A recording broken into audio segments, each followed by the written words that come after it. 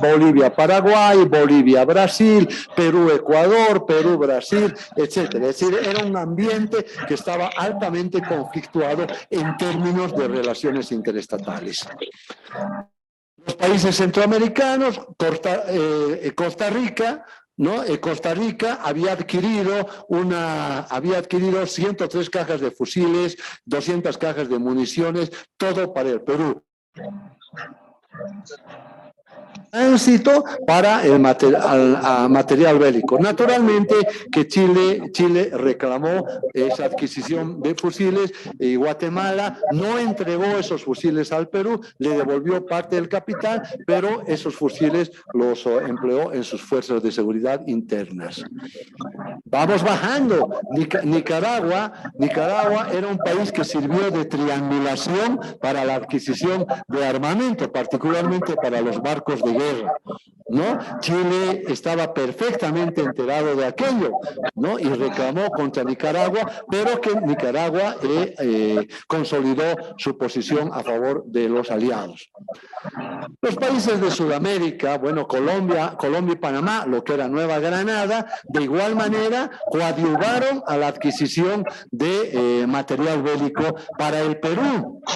¿Dónde estaba Bolivia? Bolivia no tenía un plan de armamento, un plan para fortalecer sus fuerzas armadas. Bolivia no tenía un plan geopolítico. Bolivia no estaba en son de guerra. Es más, la presencia del Estado boliviano en el territorio usurpado no era inexistente. Había, pero por supuesto era muy débil. Brasil disimuladamente dio consejos a Chile, pero no adoptó una posición de apoyo. ¿Por qué?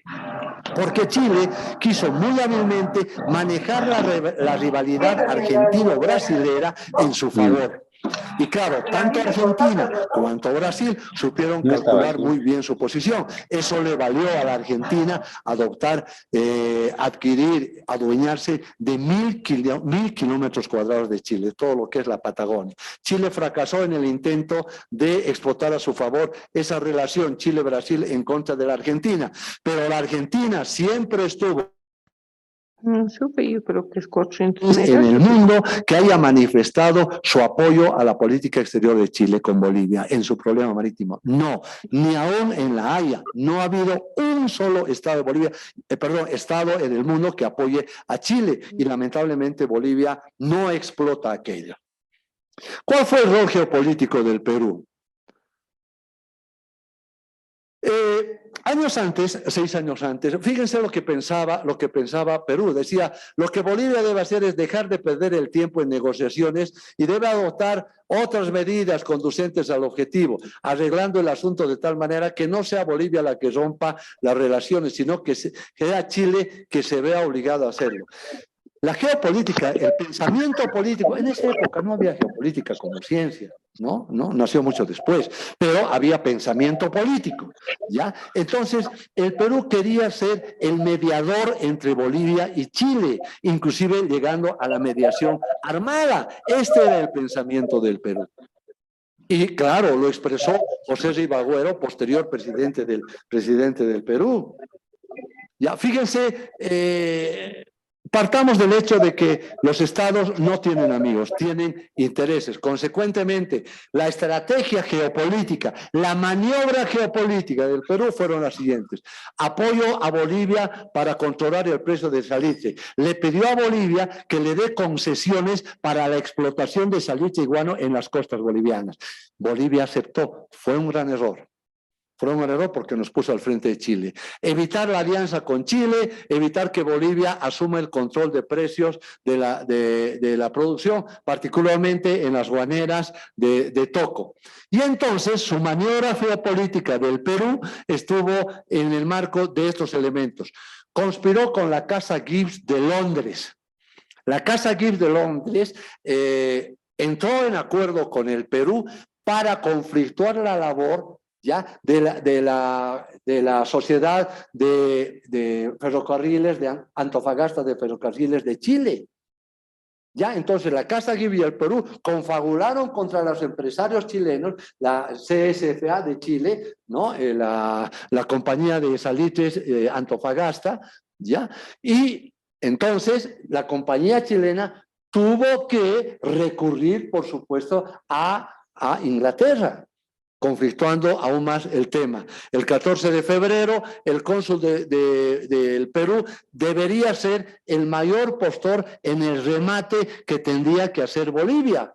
Claro, eso no ocurrió porque pues, ya se dio inicio a la invasión militar terrestre, ¿no? Presionó a Bolivia para que no permitan la firma del del convenio Corrales-Linsaid, que era el complemento del tratado de 1874, y Perú presionó para que Bolivia desconozca el tratado de 1874.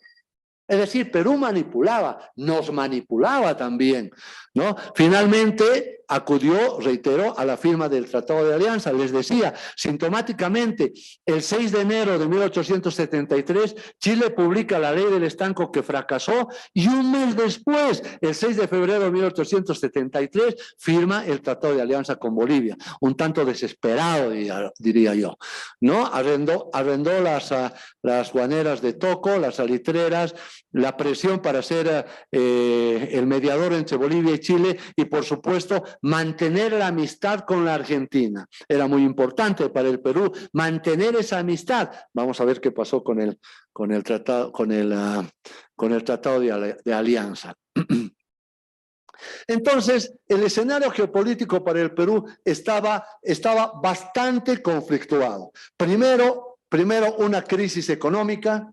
Tenía la presión de las potencias, Estados Unidos, Alemania, Francia, Inglaterra, requería el apoyo boliviano, estaba en un proceso de endeudamiento que le estaba generando una espiral inflacionaria que no podía soportar las arcas del Perú, tenía presión a Bolivia, es decir, presión de parte de Bolivia y de Chile, porque Bolivia y Chile habían firmado los tratados del 66, 74 y 75. Entonces Perú tenía el temor de que Bolivia cambie de bando, ¿no? Y se vaya a mantener conversaciones con Chile y ya en contra del Perú. Además de que Chile estaba en plena carrera de armamentista y, por supuesto, que había condonado las deudas a Bolivia. Chile tenía este escenario geopolítico, por supuesto la presión de Inglaterra, por supuesto la presión del Perú para monopolizar la producción, ¿no? Los precios del salitre, la mediación que les había recibido, el apoyo boliviano al Perú y la presión de la posición argentina. Les reitero, Chile sacrificó 1 millón de kilómetros cuadrados para que Argentina no se inmiscuya en el problema. Estos eran los elementos que afectaban a los dos países. Disimuladamente, la rivalidad entre Callao y Valparaíso, la estatización de empresas. Chile tenía que cobrar una deuda al Perú porque Chile había fomentado el proceso independentista de del Perú. Entonces, había una deuda, ¿no?, que Chile la tomaba muy en cuenta para cobrarla al Perú. La ley del estanco, que ya la vimos varias veces. Fíjense lo que se pensaba en el Perú. Decía, el Perú comenzó esta guerra porque empezó estableciendo el monopolio del salitre e indujo a Bolivia primero a arrendarle sus salitreras, etcétera, etcétera, lo que ustedes pueden ver. ¿Y dónde estaba Bolivia? ¿Dónde estaba Bolivia teóricamente? No hay antecedentes históricos de la participación boliviana en este conglomerado de elementos. En este cuadro hemos tratado de reflejar, ¿no?, el proceso del tratado de alianza. Se invitó a la Argentina, la Argentina aceptó, ¿no? Pero después apareció el problema de Bolivia. Argentina dijo, no nos vamos a incorporar al tratado mientras no solucionemos el problema de Tarija con Bolivia, y Argentina le ofreció al Perú aliarse sin Bolivia. Y el Perú no aceptó. Pero cuando ya vino el problema entre Argentina y Chile por la Patagonia, Argentina solicitó incorporarse a la alianza, pero ya rechazaron la propuesta tanto Bolivia cuanto el Perú. y seguía la competencia entre Callao y Valparaíso. Evolucionamos en la geopolítica y en la historia, ¿no? Y bueno, este es el puerto de Callao, este es el puerto de Valparaíso, ¿ya? Ahora, ¿no será que las potencias han presionado, por todo lo que hemos visto, han presionado porque las potencias peleaban por el dominio del Pacífico Sur, por controlar Callao y Valparaíso, por las competencias comerciales, por la explotación de salitres y guano? Eran presiones ya extracontinentales. ¿Y dónde estaba Bolivia? Bolivia no tenía ninguna participación. Veamos la relación peruano-boliviana. Ya, reitero, los estados, por favor, me avisan cuando sea una hora. Sí, gracias, mil disculpas. Ya, fíjense ese contrapunteo de lealtad que hemos tenido con el Perú. En 1863, 6 de febrero, se firma el Tratado de la Alianza. Y uno de los compromisos era que ninguno de los dos países firmara con otro Estado un documento sin avisar a otro. Señores, el año 1883, Perú incumple porque firma el Tratado de Ancón con Chile. Chile estaba ocupando, ¿se acuerdan, no? Desde el 31 de enero del 81 hasta octubre del 83, Chile ocupó Perú. Firma el Tratado de Ancón y no nos comunica. Claro, un año después, Bolivia firma el pacto de tregua con Chile y nosotros no le avisamos al Perú.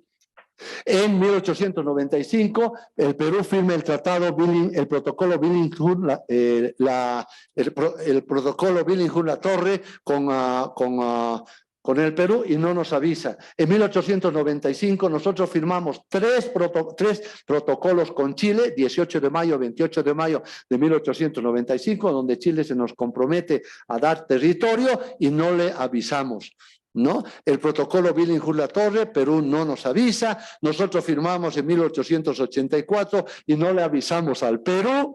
Fíjense, ahí vamos 3-3, pero ya en pleno siglo XX, no es tema de la conferencia, pero tenemos que verlo.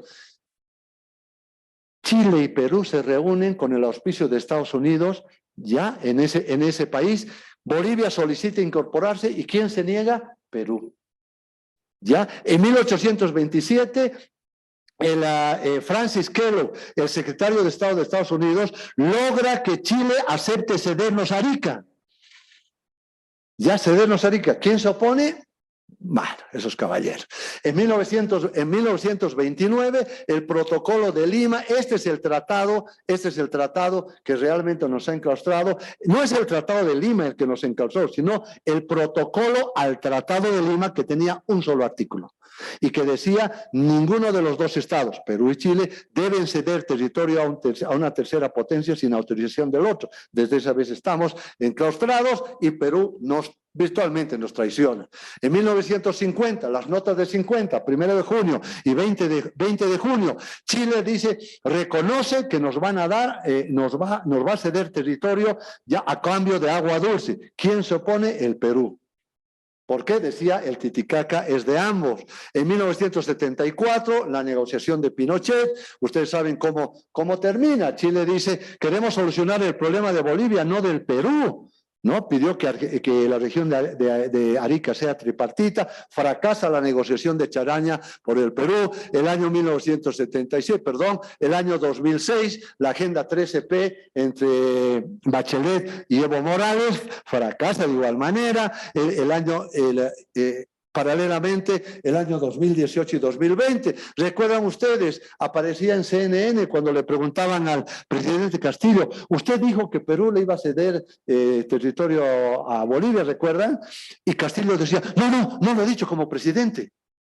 ¿Recuerdan ustedes? Hasta no hace mucho aparecía en CNN cada 20 minutos. Fíjense bien, este es nuestro aliado. Dejo al análisis de ustedes, ¿no? Entonces, En marzo del 74, ya el presidente Velasco Alvarado indicó: el Perú no podrá aceptar una salida al mar por la Bolivia a través de territorios que le fueron arrebatados. No se resignará jamás a la desmembración territorial que sufrió y lamentaría tener que recobrar de Bolivia lo que debía recobrar de Chile. Ese es nuestro aliado, ¿no? Fíjense, y claro, naturalmente todo el tiempo estaba con nosotros, ¿no? Y el presidente Morales Bermúdez, que dio golpe. No nos olvidemos que Velasco Alvarado llevó las tropas peruanas a la frontera con Chile. Y de esa manera Morales Bermúdez le dio el golpe de Estado ya para evitar la guerra, se adelantó 6 meses, ¿ya? Y de igual manera ellos mantienen la política de Estado la política de Estado del Perú, inclusive compartida con uno de los historiadores más importantes, que es Jorge Brazal. La relación de Chile y Estados Unidos se circunscribe, como les decía, simplemente a este altercado que tuvieron los marinos de Baltimore el año 1895. Estos caballeros, estos marinos, desembarcaron en Valparaíso y escupieron la imagen del presidente de Chile. Entonces hubo un reclamo y casi Estados Unidos y Chile entran en guerra. No hay otro antecedente de la relación chileno-estadounidense que pueda ser nuestro interés en el tema. Entre Argentina y Chile, naturalmente, no nos olvidemos que Argentina y Chile se alían para libertar al Perú a través de O'Higgins, San Martín, etcétera, que fue la época de las buenas relaciones. No nos olvidemos también que Chile ocupó el estrecho de Magallanes, ¿no? Y por supuesto, el rol del general O'Higgins, ¿ya? Esa época era una época de convulsiones. A ver, el general O'Higgins era enemigo de Diego Portales. A Diego Portales nunca le gustaron los militares. Diego Portales era enemigo de Andrés de Santa Cruz. Ya, Diego Portales, nosotros creemos, es el gran geopolítico. Señores, aquí tenemos una bibliografía escrita por los propios chilenos donde desnudan la verdadera personalidad de Diego Portales, que la vamos a ver en un momento.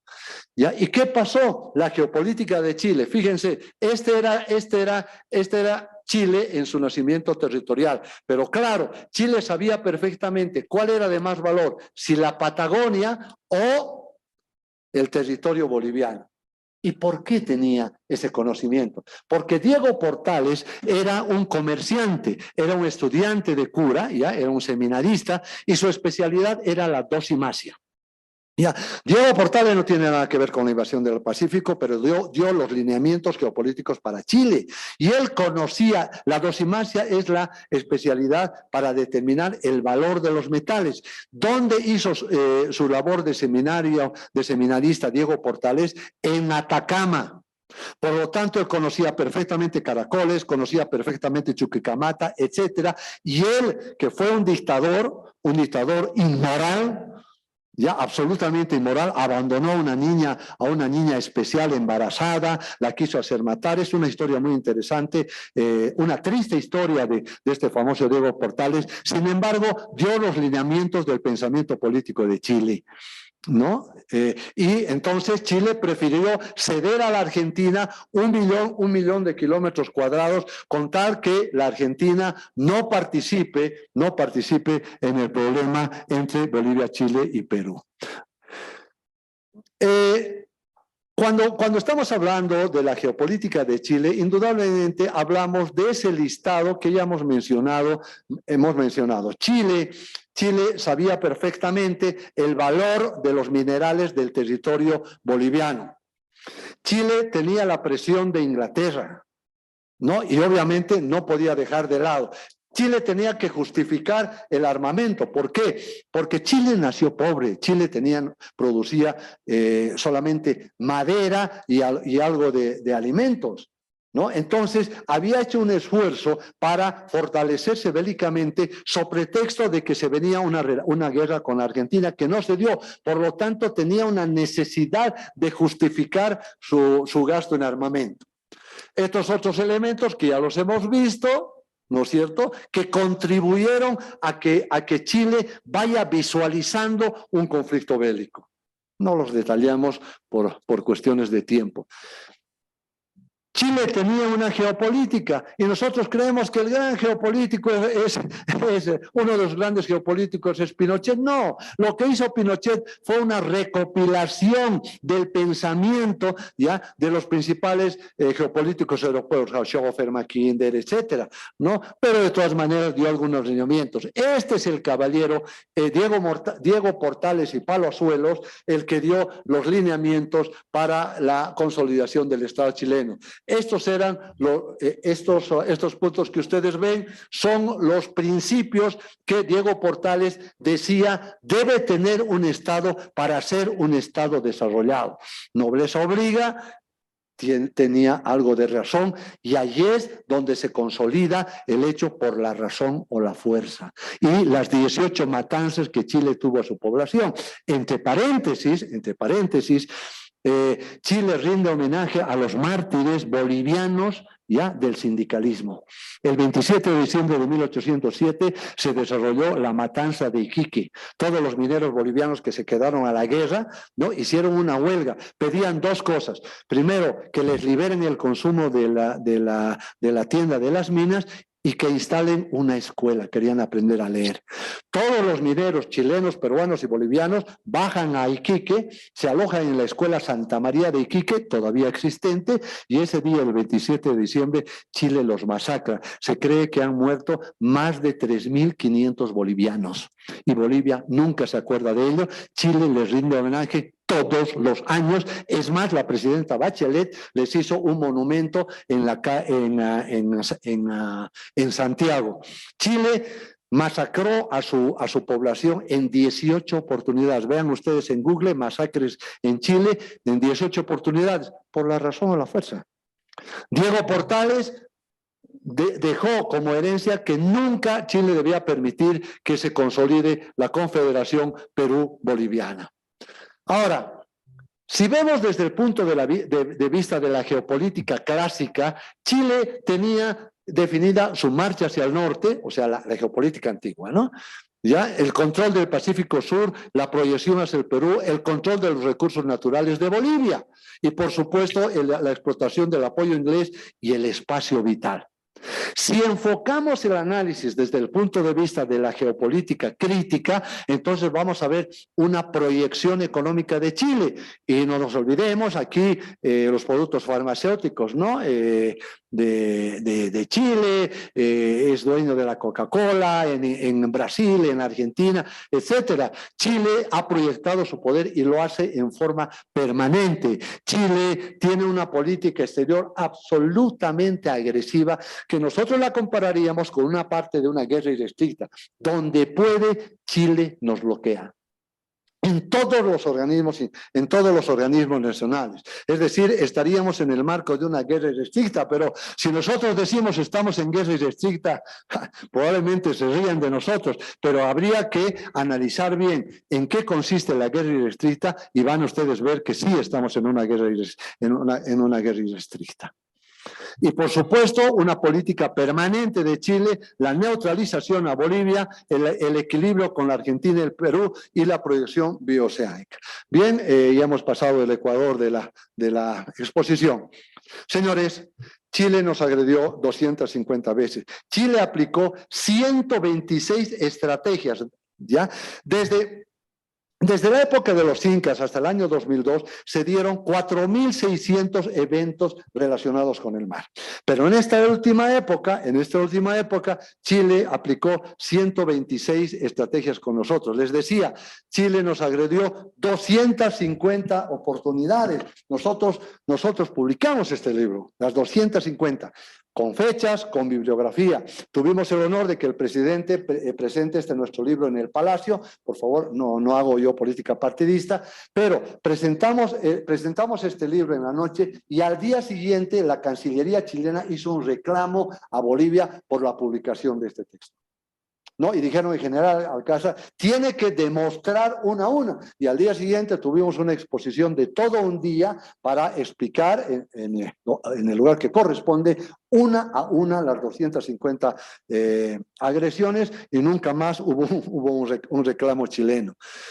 En cuanto a las negociaciones, Chile reclamaba las negociaciones, suspendía, proponía, aceptaba, etcétera, se comprometía y así sucesivamente.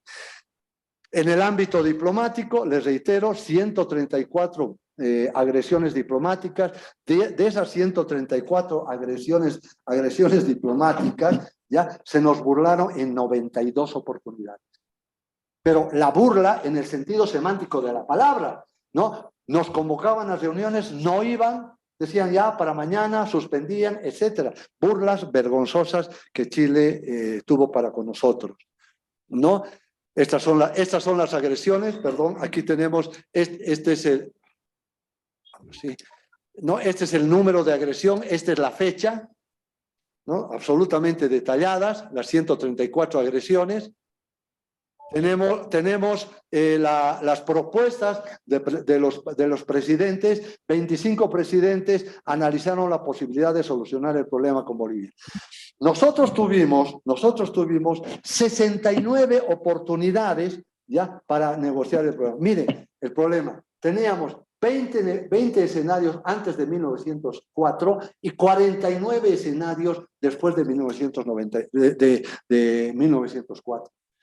Chile siempre estuvo a disposición para negociar, siempre, pero nunca a solucionar. Esa es la particularidad de la conducta chilena, ¿no? Se apropió arbitrariamente en 9 oportunidades, estamos hablando antes de 1879. Estas son las 12 agresiones navales, 12 agresiones navales, ¿no? Chile se apropió antes de 1879 ya en 5 oportunidades. ¿Cómo? ¿No era que el problema había comenzado el 14 de febrero de 1879? Estas son las agresiones territoriales de Chile antes de periodo. Fíjense, en 18 oportunidades Chile usurpó nuestra soberanía.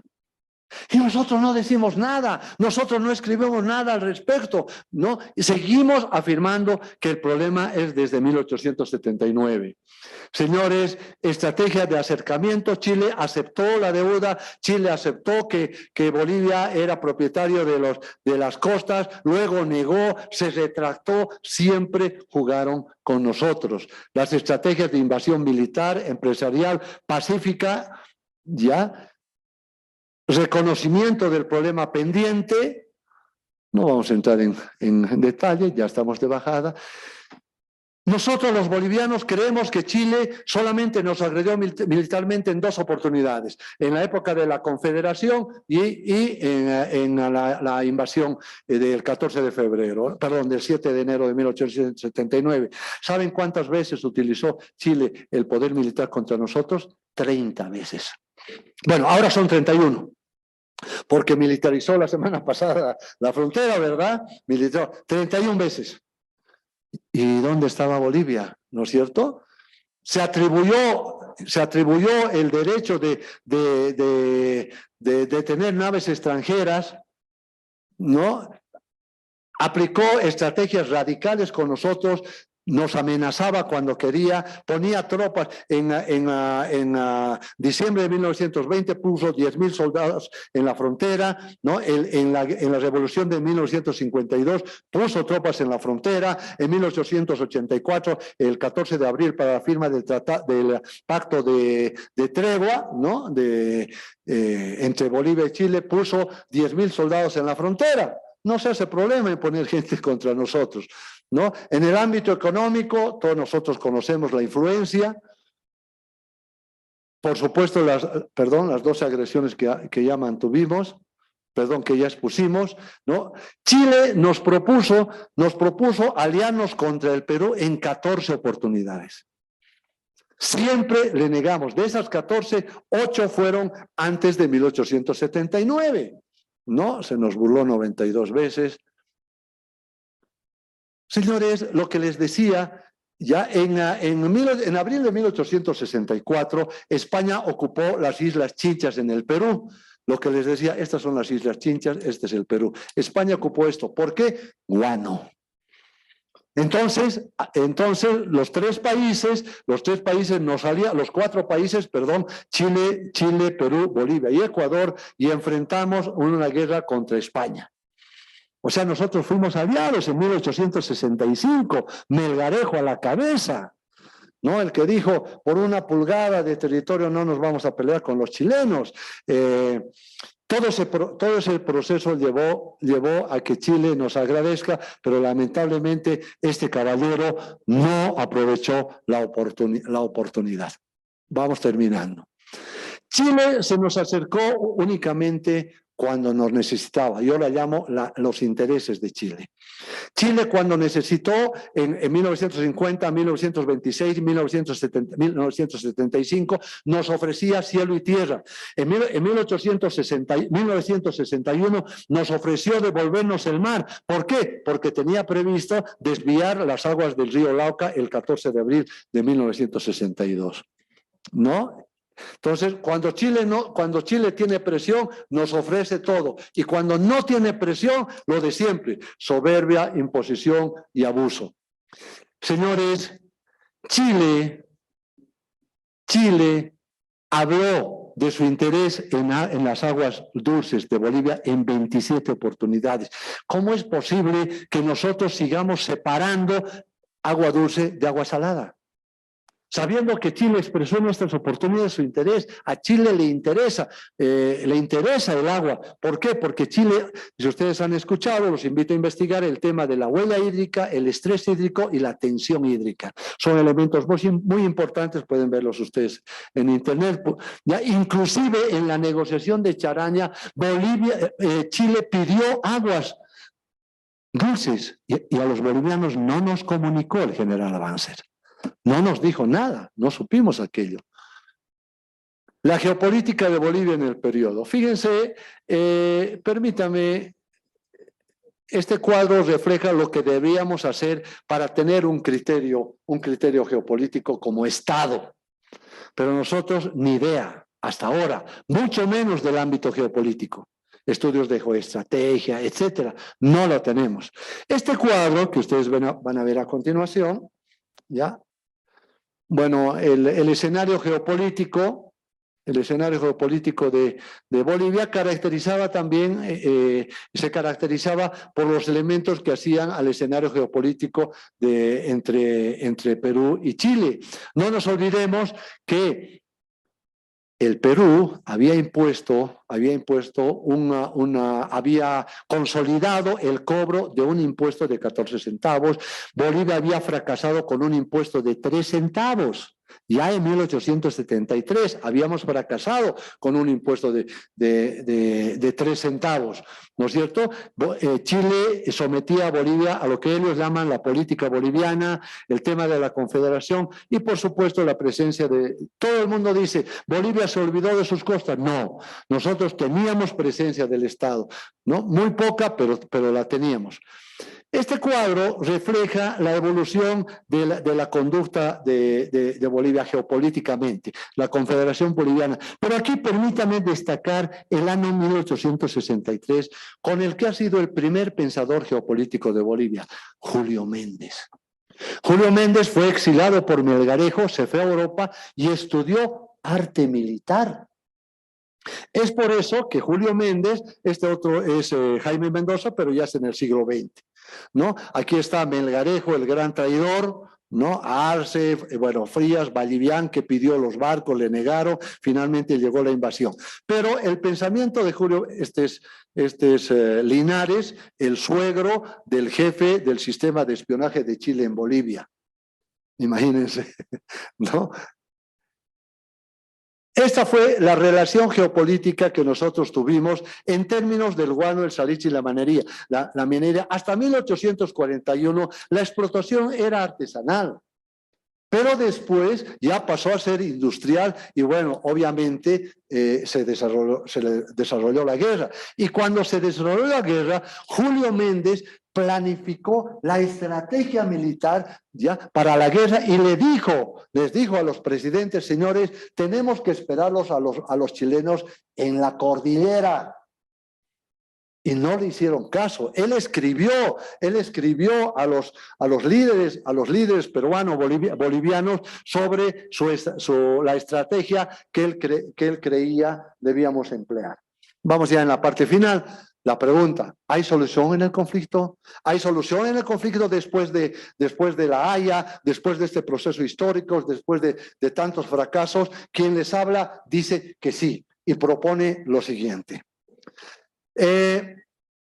Durante todo el proceso histórico, estas son las exigencias, hubieron 55 soluciones posibles. Ya estas son las exigencias de Bolivia, las exigencias de Chile y las exigencias del Perú. ¿Ya? No hay una sola propuesta, todas estas las tenemos detalladas, por supuesto, ¿ya? Que permita visualizar el cumplimiento de todas las condiciones de los tres países. Hemos hecho un análisis comparativo, aquí tenemos canje territorial, corredor con soberanía, sin soberanía, todo lo que ustedes ven y están, por supuesto, conociendo las autorías. Fíjense, ninguna cumple. Este servidor propone una solución, ya que se llama el puente A.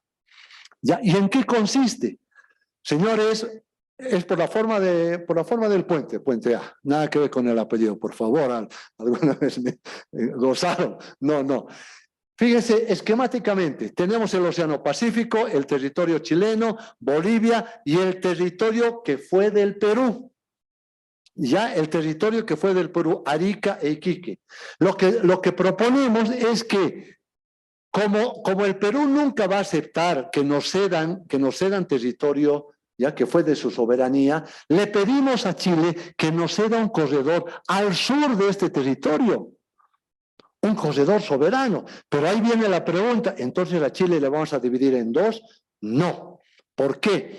Porque vamos a terminar en el corredor, por supuesto, en un puerto soberano, una enclave, podría ser, pero al medio del corredor se construiría un puente terrestre de ubicación largo, alto y detalles totalmente negociables, de tal manera que por debajo del puente siga el territorio chileno. Esta solución cumple con las exigencias de los tres países. No vulnera el Tratado de 1904, de 1929, no vulnera los compromisos de 1895, no vulnera las exigencias de Chile de tener frontera, etc. Y aquí vamos a ver, fíjense bien, lo que se propone es esto, ¿no? Ahí está el territorio, ellos nos cederían este corredor, al medio del corredor se construiría un puente, reitero, de alto, de largo, todo negociable, y por debajo ellos siguen ostentando su territorio. No se divide.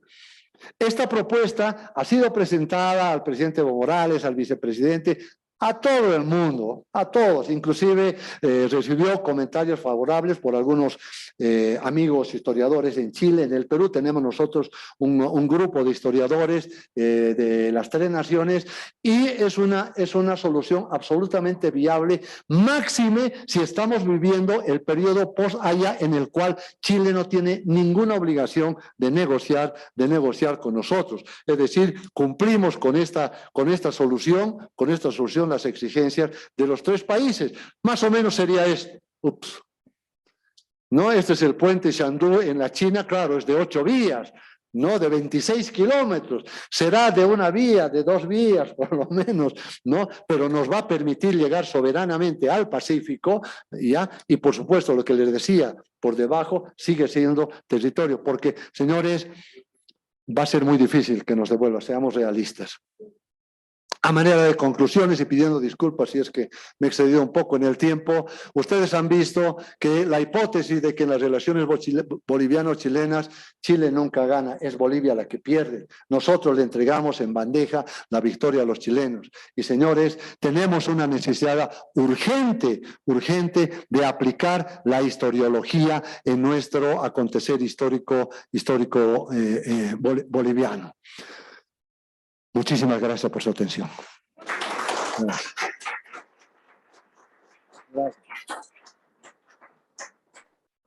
Hay que aplaudir, hombre, hay que aplaudir.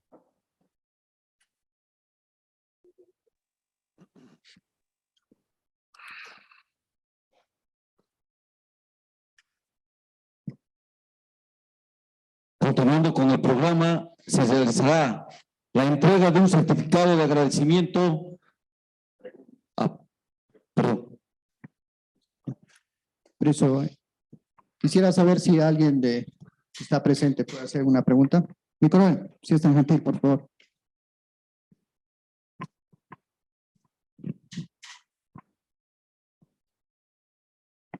Buenas noches, señor Alcázar. Inicialmente felicito por su conferencia, sabe que es fruto de una profunda investigación que realmente nos culturiza bastante en este aspecto. Muchas gracias. Bueno, al inicio de la exposición indicó usted que la política, o perdón, que la estrategia es el arte del empleo de los medios, que Chile utilizó perfectamente. Y Bolivia, por su parte, simplemente una forma táctica. Quisiera, por favor, que me explique más o menos la parte referente a lo táctico en Bolivia. ¿De qué forma utilizó la forma táctica? Perfecto. En la gestión de los estados, en la administración de los estados, hay tres niveles: el nivel político, el nivel estratégico y el nivel de ejecución, que es el nivel táctico. Entonces, en el más alto nivel político, en el nivel estratégico nacional, se toman las decisiones, se definen las políticas de Estado, se define la política exterior, la política internacional, y la política interna, la política externa y la participación de Bolivia en la política internacional. Entonces, ¿qué vamos a hacer? Pero el siguiente paso debería ser cómo vamos a emplear nuestros medios para lograr esos objetivos nacionales. Esa es la estrategia. La estrategia es la ciencia de la administración de los medios que emplean los estados para lograr un objetivo ya en contra de una voluntad opuesta. Si no hay voluntad opuesta, no hay estrategia, es un plan común y corriente. Entonces, ya el gobierno debería tomar las decisiones, determinar los objetivos y luego determinar qué estrategia va a emplear como Estado boliviano para cumplir esos objetivos. Si vamos a emplear una estrategia de aproximación directa, aproximación indirecta, etcétera, es un cuadrito que tenemos. Pero en Bolivia se conceptúa la decisión, los objetivos, y directamente se ejecuta. Se manda a los embajadores, a ministros, sin planificar el empleo de los medios. O sea, vamos, ustedes hagan lo que sea. Eso ocurrió en La Haya. La Haya fue un problema estrictamente jurídico, histórico, que debía haber estudiado la estrategia para que los equipos de abogados definan la estrategia jurídica, pero no fue así. En el Silala era un problema jurídico técnico, que tampoco se definió la estrategia. Una cosa es la estrategia jurídica, pero otra cosa es la estrategia nacional. O sea, la parte táctica es directamente la ejecución, poner el pecho a las balas, pero eso tiene que ir en forma planificada, y la planificación superior a esa forma de actuar es la planificación estratégica. No sé si os satisfecho. Gracias. Por favor. ¿Me paso?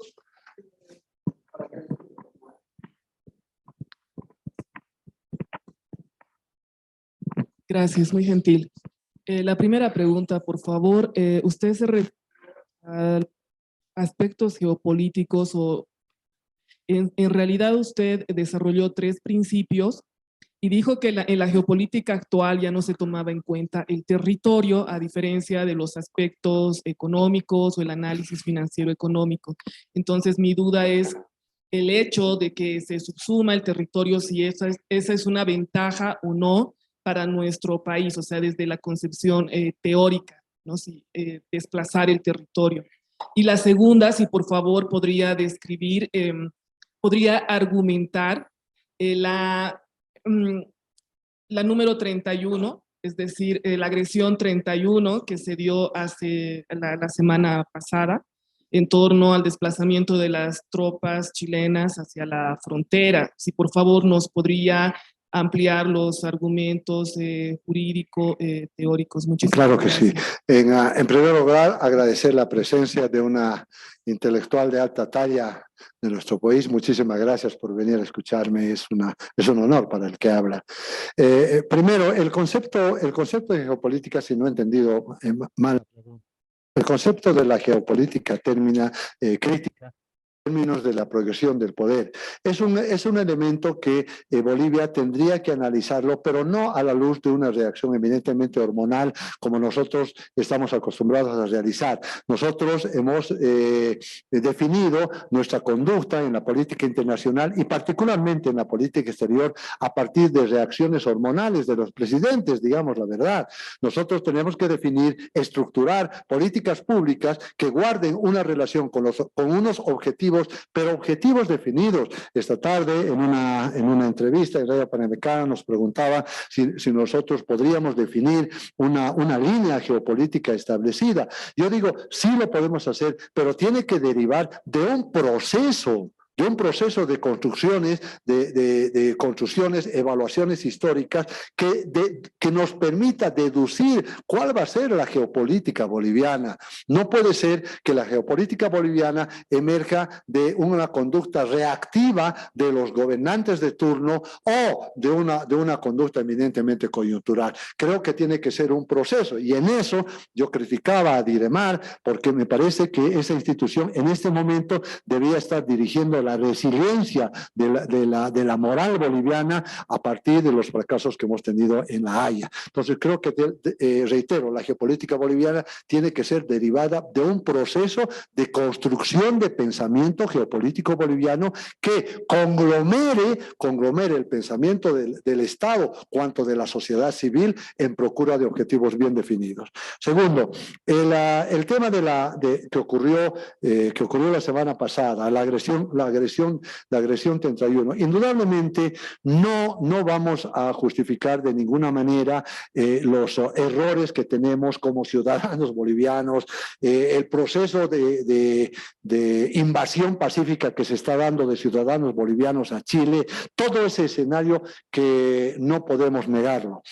El hecho de que Chile militarice las fronteras deriva de la concepción de la relación boliviano-chilena en el marco de la seguridad y defensa. Reitero, para Chile la relación con Bolivia parte de la seguridad y defensa y eso le da para que tenga un abanico de conductas intersectoriales en procura de un solo objetivo. Porque el problema marítimo para Chile es comercial, es económico, es industrial, es de comercio exterior, es de educación, etcétera, etcétera, etcétera. Para Bolivia el problemita es de salida al mar. Entonces, se justifica plenamente si Chile en este momento tiene una virtual invasión de ciudadanos bolivianos, ya que los más de ellos están protagonizando migraciones ilegales. Creo que tiene todo el derecho a asumir una decisión soberana de proteger sus fronteras. Por lo menos esa agresión, esa protección de sus fronteras no la han manifestado en términos de desafío o de provocación a Bolivia. Creo que eso no ha sucedido, pero es una decisión soberana. De hecho, reitero, Chile no tiene problemas en emplear su poder militar. Mientras negociaba con nosotros la negociación de Charaña, estaba minando las fronteras, que hasta ahora no las ha desminado y no ha cumplido con el Tratado de Ottawa. No sé si satisfago la pregunta. Gracias. ¿Alguien más tiene alguna pregunta? Sí, doctora. Le paso el micrófono. Gracias. Muy buenas noches. Buenas noches, doctora. Bueno, mi pregunta es, primeramente, Bolivia no tiene poderes estratégicos ni poderes de decisión, se puede ver, más al contrario, son más decisiones políticas las Exacto. que se efectúan. Sí, así la escuchamos. Entonces, Más cerquita, por favor. ya. Entonces pienso de que tampoco, si en toda su explicación Bolivia ha estado ausente, pienso, ha habido mucho desconocimiento, porque no hay participación, porque no hay voluntad de defensa, digamos, de nuestro país. Es más, anteriormente, por seguridad, Chile decía de que se debería minar sus territorios. ¿Existirá todavía esa tierra minada para...? Sí. Entonces, por ejemplo, también los bloqueos de camiones que existen no cumplen los tratados que se hacen o contratos documentales, ¿no? Y me parece que tendría que reunirse personal como usted, que sea de conocimiento para que puedan acudir ante la gente que nos gobierna. Muchas gracias inicialmente por el concepto. Tiene toda la razón del mundo. Miren, Bolivia recuerda al mar un día, ¿no? Como mañana, y con esfuerzo lo proyecta a todo el mes. Chile tiene un mes del mar, es el mes de marzo, es el mes del mar, y lo proyecta a todo el año. O sea, todo el año ellos están pensando en el problema marítimo. Nosotros no. Nosotros, en tanto no tengamos una decisión política para adoptar políticas públicas respecto al problema marítimo y diseñar la estrategia boliviana de reivindicación marítima, vamos a seguir como estamos. Es decir, ese documento que podría bien llamarse Estrategia Boliviana de Reivindicación Marítima, que tenga, bueno, lamentablemente no tenemos proyecto nacional, pero por lo menos que tenga objetivos de Estado, objetivos de gobierno, etcétera, etcétera, etcétera, y desemboque en políticas públicas perfectamente definidas, en políticas y estrategias en los tres campos, ¿no? Y todo boliviano sepa exactamente qué es lo que tiene que hacer en el problema marítimo, creo que vamos a seguir estancados. Es evidente, estamos esclavizados en este momento, porque no tenemos política, no tenemos una política de administración de los recursos hídricos dulces en la frontera. No tenemos una política definida de reivindicación marítima. Después del fracaso de La Haya, ¿qué se ha decidido? ¿Qué se ha hecho? Absolutamente nada. Imagínense, después de la derrota de las Malvinas, Argentina lo nombró un general Rattenbach, pueden ustedes averiguar en Google, ¿no? El general Rattenbach hizo, con todo su equipo, hizo una investigación sobre las causas de la derrota de las Malvinas. Trabajó cerca de 2 a 3 años y desembocó en responsabilidades de tipo político. Y mucha gente fue a la cárcel por la derrota de las Malvinas. Los bolivianos tenemos derecho a una explicación, no a una justificación de nuestros trabajos, perdón, de nuestros fracasos. Tenemos derecho a saber qué ha pasado. Diremar no ha elevado nunca un informe de lo que ha sucedido. ¿Cómo es posible? Reitero, tengo entendido que actualmente Diremar está a cargo de 4 o 5 administrativos nada más, cuando Diremar debía estar elaborando el informe oficial de los juicios en La Haya. Pero estamos paralizados, hay una anomia total respecto al problema marítimo. Parecería que hay la intencionalidad de que nos olvidamos, pero creo que eso nunca va a suceder. No sé si satisfago a sus órdenes. Perdón, mi coronel Gambarte. Mi general, tengo una pregunta. Después de haber escuchado su exposición, deseo consultarle. Para usted, ¿cuál cree que han sido los errores catastróficos, fundamentales y fatales para que lleguemos a la situación en la que estamos en el tema marítimo? En el aspecto geopolítico, el apoyo de Bolivia al Perú en el control de sus recursos naturales, el impuesto a los 10 centavos, en la geopolítica crítica, la invasión económica que siempre ha existido.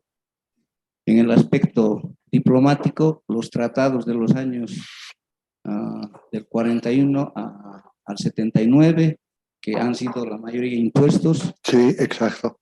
Nunca hemos participado en la redacción. Los 6 tratados, 3 de Bolivia y 3 del Perú, que nunca han llegado a comunicarse entre ambos países.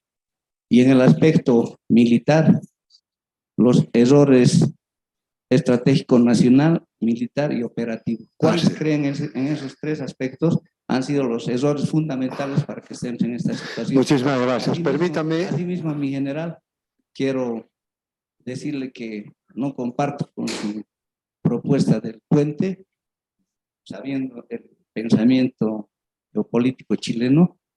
Yo más bien me inclinaría a que ya no desaprovechen nuestros recursos naturales para fortalecer nuestras fuerzas armadas y modernizarlas, ¿no? Hemos perdido la opción del gas. Ahora pues nuestros gobernantes tienen que pensar en que el litio puede servirnos para modernizar nuestras fuerzas armadas, y es la única manera, y hay que pensar en ese aspecto, la única manera de recuperar nuestros territorios usurpados y nuestro litoral es a través de la fuerza. Gracias. Muchas gracias. Permítame comenzar por la segunda parte. Respeto mucho su posición y la comparte. Yo creo que la parte militar es una de las opciones. Una de las opciones. Se tiene que, cuando dos estados tienen una relación y coinciden en intereses respecto a un objetivo, se analizan las posibilidades de los elementos duros y de los elementos blandos. Los elementos blandos son la diplomacia, etcétera, y los elementos duros son las Fuerzas Armadas. Entonces, cuando se diseña la política exterior de un país, se tiene que ver las opciones en ambos lados, ¿no? No porque seamos nosotros militares, yo particularmente veo que es una opción la militar, claro que sí lo es.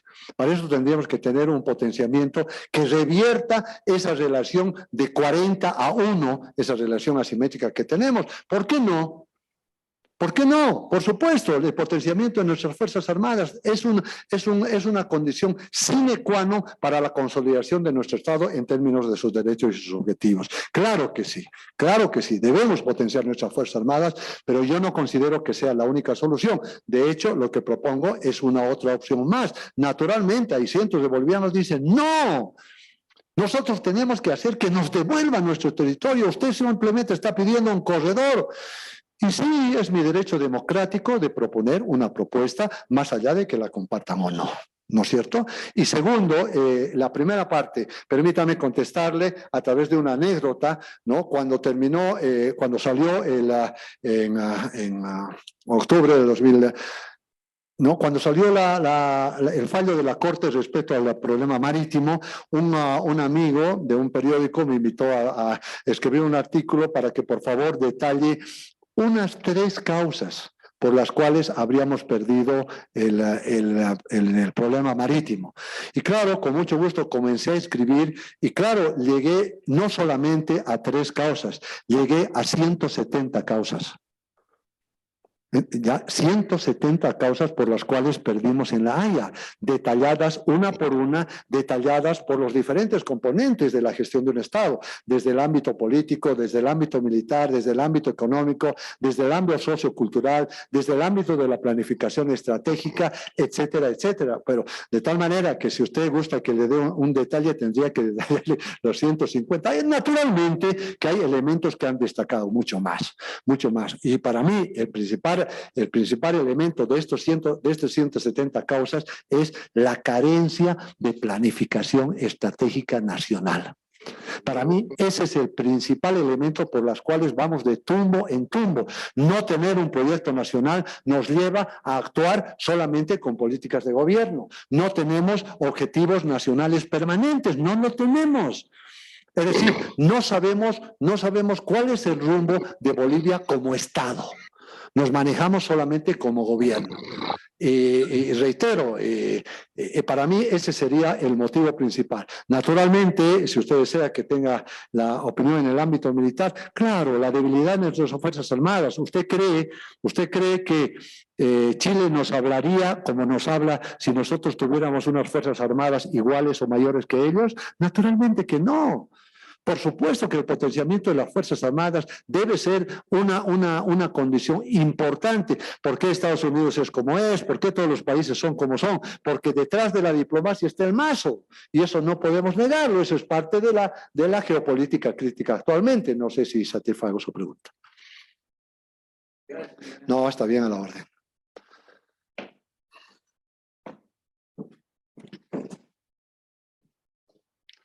Ahora sí.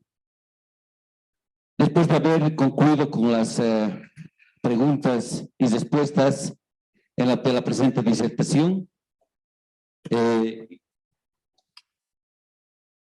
y continuando con el programa, se realizará la entrega de un certificado de agradecimiento al señor general de división, Luis Fernando Alcázar Chávez, por tan brillante conferencia. Invitamos al señor general de brigada, don Mario Antesana Ledesma, vicepresidente del Directorio Nacional del SEDAEN, para que pueda entregarle el presente certificado.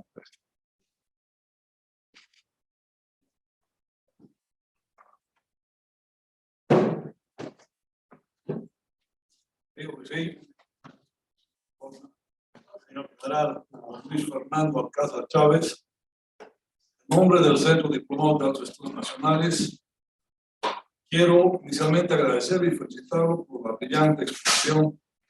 Estoy seguro que ha colmado la expectativa de todos los acá presentes, como también los que han seguido a través del Zoom. Estoy seguro que a través de estas conferencias que vamos a tener en estos 4 días, va a incrementar y va a fortalecer aún más ese espíritu de unificación marítima que tanto anhelamos todos nosotros, particularmente todos los mexicanos. Muchas felicidades en nombre del centro y deseo mucho éxito como historiador. Gracias.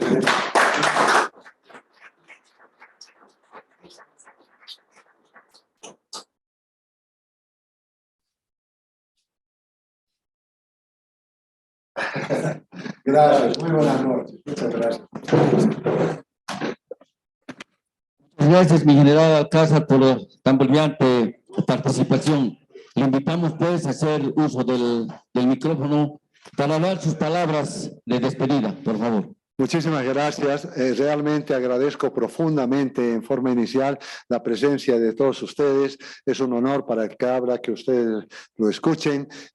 Por máxime, si estamos en ese afán de hacer entender a Bolivia que la historia del problema marítimo es una historia plagada de mentiras, plagada de falacias y una demanda de contribuir a una demanda de los ciudadanos bolivianos hacia nuestro Estado para que de una vez se defina, de una vez por todas, se defina la verdadera historia del problema marítimo y por supuesto que todos nosotros comencemos a pensar en una sola dirección en el marco de una planificación estratégica nacional. Muchísimas gracias y muy buenas noches.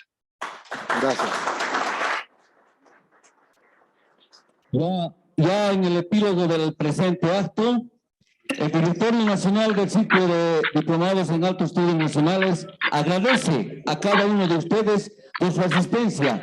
Al mismo tiempo, invita a la siguiente conferencia a llevarse a cabo el día viernes 24 de marzo a horas 19:00 en el mismo lugar, con el tema Análisis histórico de la participación del Ejército de Bolivia en la Guerra del Pacífico, la que estará a cargo del señor coronel, diplomado en Altos Estudios Nacionales, don Juanito Albazosa Monroy. Por su asistencia, muchas gracias y buenas noches.